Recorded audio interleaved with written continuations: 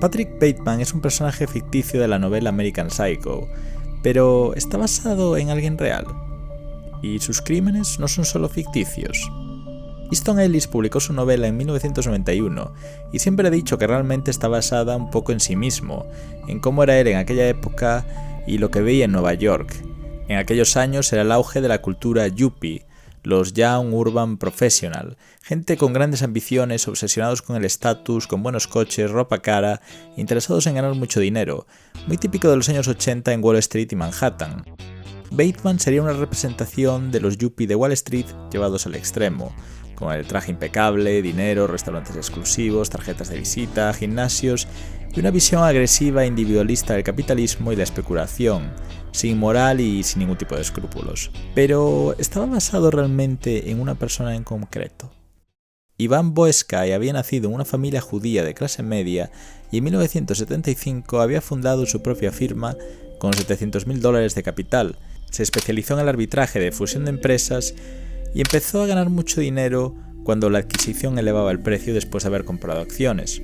Mucha gente lo llamaría eso especulación financiera. En 1984 llegó a tener decenas de millones de dólares en operaciones relacionadas con adquisiciones. Otros empresarios querían participar en sus proyectos y hasta publicó un libro llamado Merger Mania, en el que se presentaba como un genio de la fusión empresarial. Además, Boesky era un hombre con buena presencia, sonriente, siempre bien vestido, amante de la fama y célebre por sus frases polémicas y atrevidas, como cuando dijo en un discurso de graduación que la codicia es buena. Era tan famoso que llegó a inspirar a un personaje de ficción, a Gordon Gekko, en Wall Street, la película de 1987. Vamos, que se parecía bastante a Bateman, pero ¿tiene algo que ver con sus crímenes? Porque aquí hay un fondo oscuro. Lo que no sabía mucha gente es que Boesky en realidad recibía información confidencial sobre futuras adquisiciones, las conocía de antemano y obtenía enormes beneficios en base a eso. En 1985 la Comisión de la Bolsa de Valores de los Estados Unidos empezó a investigarlo por las operaciones sospechosas que estaba realizando. Fue delatado por un colaborador porque en Wall Street no hay amigos de verdad y a partir de ahí quedó atrapado. En 1986 salió toda la luz y tuvo que pagar $100 millones al gobierno y acabó condenado a 3 años de prisión. Entonces podría ser que Bateman sea un Boesky en la vida real, solo que con algo de menos sangre.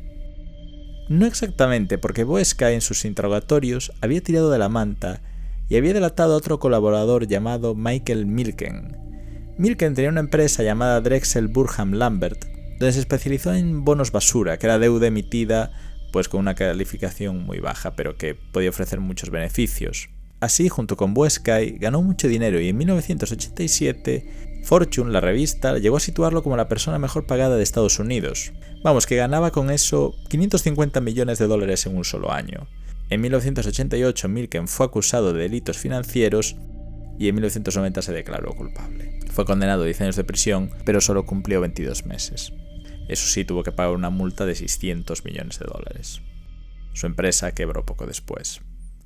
Este es otro ejemplo de la cultura yuppie en la vida real. Una cultura financiera extremadamente agresiva, con prácticas pues casi ilegales y sin ningún tipo de consideración hacia los demás y hacia la gente que podía ser perjudicada. Que al final es un poco lo que es Patrick Bateman, una expresión máxima del capitalismo individualista, sin ningún tipo de preocupación hacia los demás. Y si veis la película o leéis el libro os dais cuenta de que cada persona vive en su burbuja, cada uno habla de lo suyo y cada uno pues está atento a sus cosas y le dan igual a los demás. De todas formas, Boesky y Milken eran criminales de guante blanco y de hecho después Milken se dedicó a la filantropía para redimirse y aportó fondos a la investigación contra el cáncer. Por eso aquí el vídeo se hace un poco más turbio.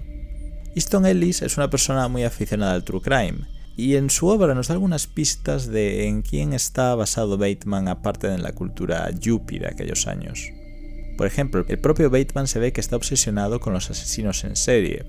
Se mencionan algunos que aparentaban una vida normal y después eran auténticos monstruos.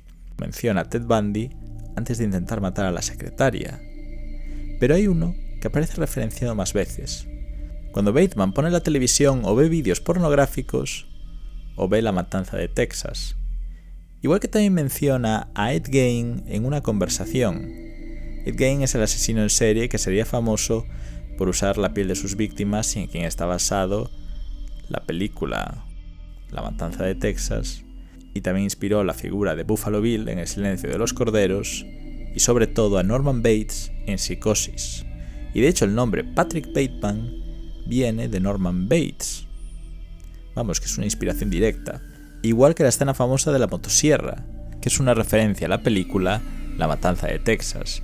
Y si os fijáis es una escena casi real. A mí siempre me pareció muy extraña, como imposible que nadie escuche los gritos de la chica, o fijaos los pasillos desangelados, casi parece como una ilusión óptica. Hay algo extraño ahí, como si fuese una ilusión o una película dentro de la película, una alucinación de la cabeza de Patrick Bateman, como le pasaba precisamente a Norman Bates, el personaje de Psicosis. Y de hecho Patrick Bateman encaja perfectamente en el arquetipo de asesino en serie, al no tener moralidad o escrúpulos, remordimientos o empatía. A lo largo de la novela queda claro que hay una obsesión con la violencia y la forma gráfica en la que se describen los crímenes de Bateman, una obsesión que es muy parecida a la obsesión que tiene con la belleza y con la imagen que proyecta al exterior, que es totalmente distinta de la de su interior.